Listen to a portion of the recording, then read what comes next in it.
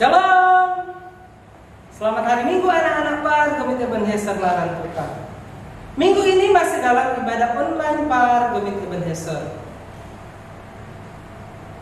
Mari kita satukan hati dan pikiran kita untuk memuji dan memuliakan akan nama Tuhan.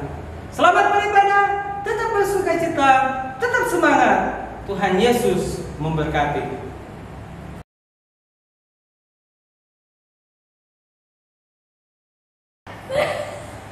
Oke, mulai.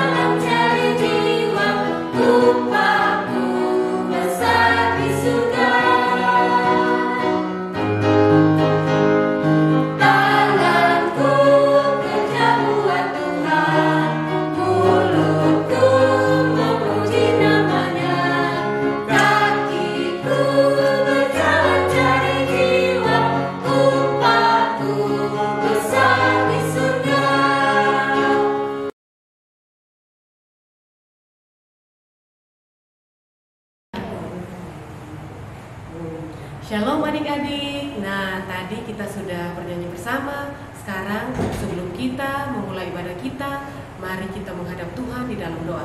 Mari kita berdoa.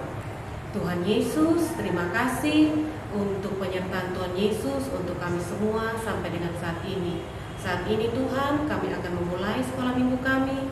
Kami mohon kepada-Mu ya Tuhan Yesus, berkati kiranya kami, biarlah persekutuan saat ini boleh menyenangkan hati-Mu, dan biarlah kami semua boleh dikuatkan, boleh diberkati selalu melalui ibadat kami saat ini. Ini kami Tuhan Yesus, memberkati akan kami. Dalam nama Tuhan Yesus Kristus kami sudah berdoa kepada Bapa di sorga. Amin.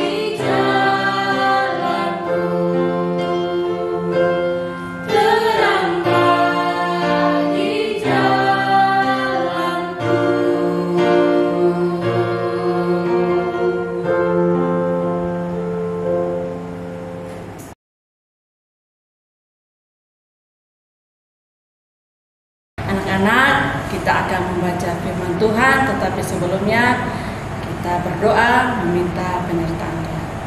Semuanya lipat tangan, tutup mata, kita berdoa. Berdoa mulai. Bapa kami yang di surga, Bapa yang kami sembah di dalam nama Anak-Mu Yesus Kristus, terima kasih banyak Tuhan Yesus atas penyertaan-Mu sepanjang minggu ini ya Bapa. Kami saat ini sudah menyiapkan hati kami untuk mengikuti ibadat Bapa walaupun secara online. Tapi kami yakin dan percaya Tuhan tetap memberkati dan menyertai kami. Kami akan membaca firman-Mu, mendengar cerita tentang firman-Mu. Kami mohon Tuhan berkati dan tuntun kami dengan Roh-Mu yang kudus ya Bapa, agar kami dapat mendengarkan cerita tentang firman-Mu, membaca, merenungkan, memahami, dan Tuhan mampukan kami untuk melaksanakannya di setiap kehidupan kami. Ampuni dosa dan salah kami ya Tuhan. Dalam nama Anak-Mu Yesus Kristus, firman yang hidup kami berdoa. Amin. Firman kita hari ini terambil dari kitab Keluaran. Kitab Keluaran pasal 18 ayat yang ke-13 sampai dengan ayat yang ke-27. Kitab Keluaran pasal 18 ayat 13 sampai dengan 27. Kita baca sama-sama ya anak-anak ya. Pengangkatan hakim-hakim. Keesokan harinya duduklah Musa mengadili di antara bangsa itu, dan bangsa itu berdiri di depan Musa dari pagi sampai petang. Ketika mertua Musa melihat segala yang dilakukannya kepada bangsa itu, berkatalah ia, "Apakah ini yang kau lakukan kepada bangsa itu? Mengapakah engkau sendiri seorang diri saja yang duduk, sedang seluruh bangsa itu berdiri di depanmu dari pagi sampai petang?" Kata Musa kepada mertuanya itu, "Sebab bangsa ini datang kepadaku untuk menanyakan petunjuk Allah. Apabila ada perkara di antara mereka, maka mereka datang kepadaku, dan aku mengadili antara yang seorang dan yang lain. Lagi pula aku memberitahukan kepada mereka ketetapan-ketetapan dan keputusan-keputusan Allah." Tetapi mertua Musa menjawabnya, "Tidak baik seperti yang kau lakukan itu. Engkau akan menjadi sangat lelah, baik engkau, baik bangsa yang beserta engkau ini, sebab pekerjaan ini terlalu berat bagimu. Takkan sanggup engkau melakukannya seorang diri saja. Jadi sekarang dengarkanlah perkataanku. Aku akan memberi nasihat kepadamu, dan Allah akan menyertai engkau. Adapun engkau wakilah bangsa itu di hadapan Allah, dan kau hadapkanlah perkara-perkara mereka kepada Allah. Kemudian haruslah engkau mengajarkan kepada mereka ketetapan-ketetapan dan keputusan-keputusan, dan memberitahukan kepada mereka jalan yang harus dijalani dan pekerjaan yang harus dilakukan. Di samping itu, kau carilah dari seluruh bangsa orang-orang yang cakap dan takut akan Allah, orang-orang yang dapat dipercaya dan yang benci kepada pengejaran suap. Tempatkanlah mereka di antara bangsa itu menjadi pemimpin 1.000 orang, pemimpin 100 orang, pemimpin 50 orang, dan pemimpin 10 orang. Dan sewaktu-waktu mereka harus mengadili di antara bangsa. Maka segala perkara yang besar haruslah dihadapkan mereka kepadamu, tetapi segala perkara yang kecil diadili mereka sendiri. Dengan demikian mereka meringankan pekerjaanmu, dan mereka bersama-sama dengan engkau turut menanggungnya. Jika engkau berbuat demikian dan Allah memerintahkan hal itu kepadamu, maka engkau akan sanggup menahannya, dan seluruh bangsa ini akan pulang dengan puas senang ke tempatnya." Musa mendengarkan perkataan mertuanya itu, dan dilakukannya segala yang dikatakannya. Dari seluruh orang Israel, Musa memilih orang-orang cakap dan mengangkat mereka menjadi kepala atas bangsa itu, menjadi pemimpin 1.000 orang, pemimpin 100 orang, pemimpin 50 orang, dan pemimpin 10 orang. Mereka ini mengadili di antara bangsa itu sewaktu-waktu. Perkara-perkara yang sukar dihadapkan mereka kepada Musa, tetapi perkara-perkara yang kecil diadili mereka sendiri. Kemudian Musa membiarkan mertuanya itu pergi, dan ia pulang ke negerinya. Demikian firman Tuhan. Anak-anak, kita tadi sudah membaca firman Tuhan yang terambil dari kitab Keluaran pasal 18 ayat 13 sampai dengan 27. Nah, cerita tadi cerita tentang Musa. Musa adalah, anak-anak sudah tahu kan, Musa itu adalah seorang pemimpin bangsa Israel yang memimpin bangsa Israel keluar dari tanah Mesir, dari perbudakan bangsa Mesir. Saat ini bangsa Israel sudah keluar dari tanah Mesir. Mereka sudah tiba di tanah Kanaan, di tanah perjanjian. Saat itu mereka belum punya pemerintahan sendiri, sehingga mereka hidupnya masih kocar-kacir, masih kacau, belum ada yang mengatur tata kehidupan mereka. Mereka harus begini, mereka harus begitu, tidak boleh begini, tidak boleh begitu. Itu belum ada aturannya, karena mereka belum ada pemimpin yang mengerti tentang hukum di masyarakat. Sehingga karena waktu itu satu-satunya orang yang memimpin mereka keluar dari tanah Mesir adalah Musa, maka dengan sendirinya Musa adalah pemimpin bangsa Israel waktu itu. bangsa Israel dengan jumlah yang sangat banyak, dengan masyarakat tipenya masing-masing, karakternya masing-masing, ada yang keras kepala, ada yang lembut hati, ada yang cerewet, ada yang suka marah-marah, dan juga segala macam permasalahan, persoalan hidup mereka masing-masing. Mereka curhat, mereka datang kepada Musa untuk menceritakan persoalan mereka. Saat itu Musa menerima semua curhatan mereka, semua persoalan mereka. Mereka duduk bersama-sama dengan Musa untuk cari jalan keluarnya. Begitu banyak manusia, begitu banyak bangsa orang Israel yang Musa harus membantu mereka untuk keluar dari masalah mereka. Melihat hal itu, mertua Musa yaitu Bapak Yitro. Bapak Yitro adalah mertua dari Musa. Melihat hal itu, Bapak Yitro yang adalah mertua dari Musa merasa kasihan. Dia merasa kasihan karena melihat Musa capek, lelah, karena harus memikirkan solusi jalan keluar bagaimana untuk menyelesaikan persoalan yang dihadapi oleh semua bangsa Israel. Kemudian Bapak Yitro datang kepada Musa. Bapak Yitro memberikan nasihat kepada Musa. Musa, saya lihat engkau sangat capek, engkau sangat lelah, harus berpikir keras bagaimana menyelesaikan masalah dari bangsa Israel. Bangsa Israel ini bukan hanya satu orang, dua orang, tetapi beribu orang, banyak orang sekali dengan masalah mereka masing-masing.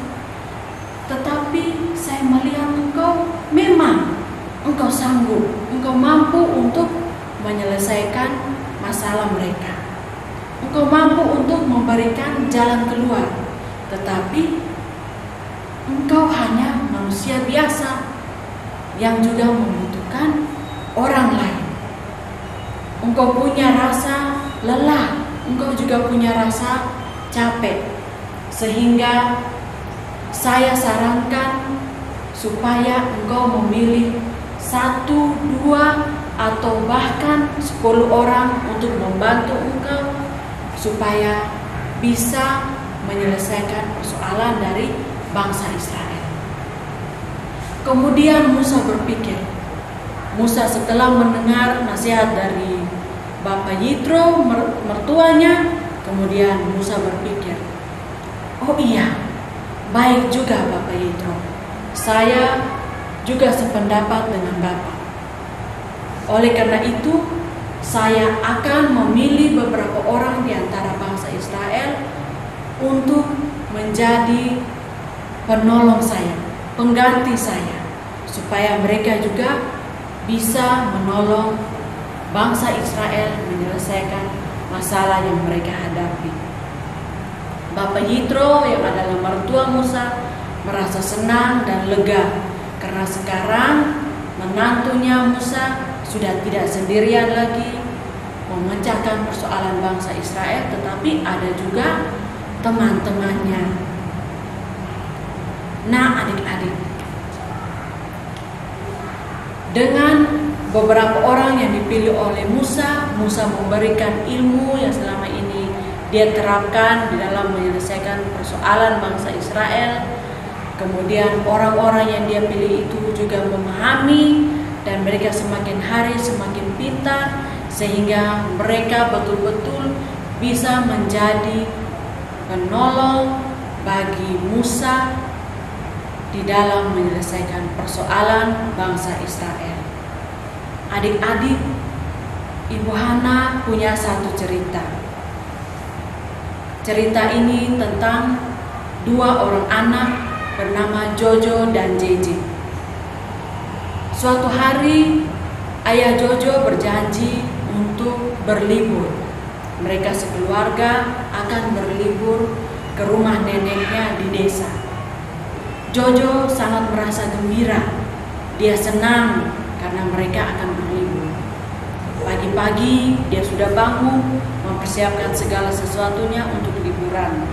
Tetapi dia hanya mempersiapkan kebutuhannya saja. Kemudian Ibu Jojo mempersiapkan bekal, pakaian, makanan dan minuman, baik di dalam perjalanan mereka maupun saat mereka tiba di rumah neneknya di desa. Selain itu, Jojo punya seorang adik, namanya JJ. JJ ini masih bayi, sehingga waktu Ibu Jojo mempersiapkan bekal dan juga segala sesuatunya untuk liburan, Ibu Jojo juga harus menyusui adiknya karena masih bayi, kemudian harus memasak, harus mempersiapkan pakaian Jojo, pakaian JJ, pakaian ayahnya dan juga pakaian ibunya sendiri. Ibu Jojo sangat lelah, sangat capek karena semua dikerjakan sendiri oleh Ibu Jojo. Jojo juga tidak bisa membantunya karena Jojo juga masih kecil. Sehingga suatu ketika Ibu Jojo sangat lelah, dia sedih karena capek. Melihat hal itu, Jojo dengan ikhlas, Jojo dengan senang hati menolong ibunya. Nah, anak-anak, cerita firman kita hari ini mengajarkan kita untuk kita lebih peduli, kita lebih peka terhadap lingkungan kita. Dimulai dari di dalam rumah kita. Misalnya mama atau papa sedang bekerja di rumah. Misalnya mama sedang sapu rumah, tapi mama juga harus cuci piring, harus urus adik, makan minum, harus lipat pakaian. Tetapi kalau adik-adik di rumah ada dan adik-adik di rumah juga tidak sibuk, sebaiknya dan juga dengan penuh keikhlasan, tulus hati dan sukacita kita menolong dan membantu mama, sehingga mama juga tidak capek, mama juga tidak lelah karena ada yang membantu kita. Seperti cerita kita tadi, Musa memang bisa menyelesaikan persoalan bangsa Israel yang begitu banyak. Tetapi Musa hanyalah manusia biasa yang tidak bisa hidup tanpa pertolongan dari manusia yang lainnya. Sehingga Musa harus membagi ilmunya kepada orang lain yang dia anggap mampu dan bisa untuk membantu dia, sehingga dia tidak bekerja sendiri tetapi ada yang menolong dia, sehingga beban dia tidak terlalu berat di dalam menyelesaikan persoalan-persoalan dari bangsa Israel. Karena itu adik-adik, kita harus punya rasa peduli dan kepekaan terhadap lingkungan kita. Jika kita melihat seseorang yang membutuhkan pertolongan kita, mari dengan tulus dan ikhlas kita menolong dia. Karena itu menjadi berkat untuk dia dan juga menjadi berkat untuk kita sendiri. Tuhan memberkati kita semua. Amin.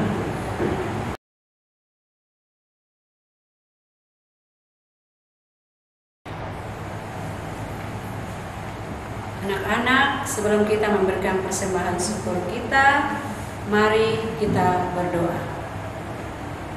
Bapa kami yang ada dalam kerajaan surga, puji dan syukur kami naikkan ke hadapan hadirat-Mu Tuhan, karena hari ini Tuhan masih memberkati kami. Sekarang kami akan memberikan persembahan syukur kami. Tuhan memberkati persembahan syukur kami ini agar berguna bagi pelayanan-Mu di tempat ini. Ini doa dan permohonan kami di dalam anak-Mu Yesus Kristus. Kami berdoa. Amin.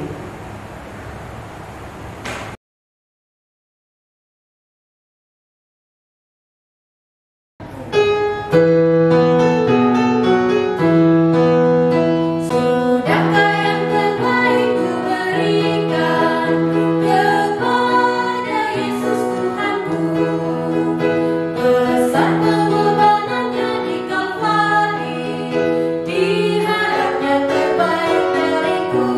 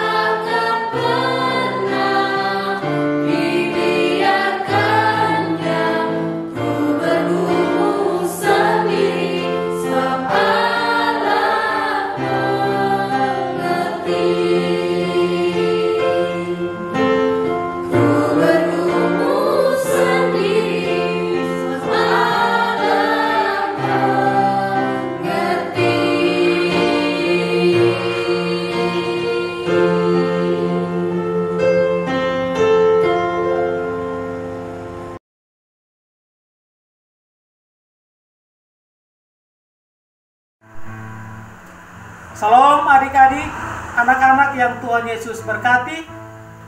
Mari kita mempersiapkan hati dan pikiran kita.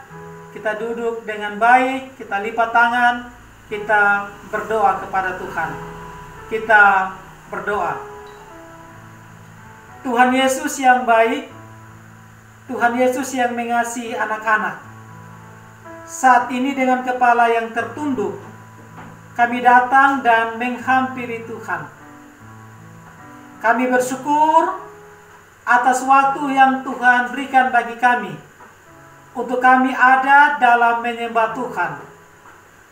Walaupun kami sadar bahwa kami tidak seperti biasa, ada bersama-sama dalam kumpulan orang-orang.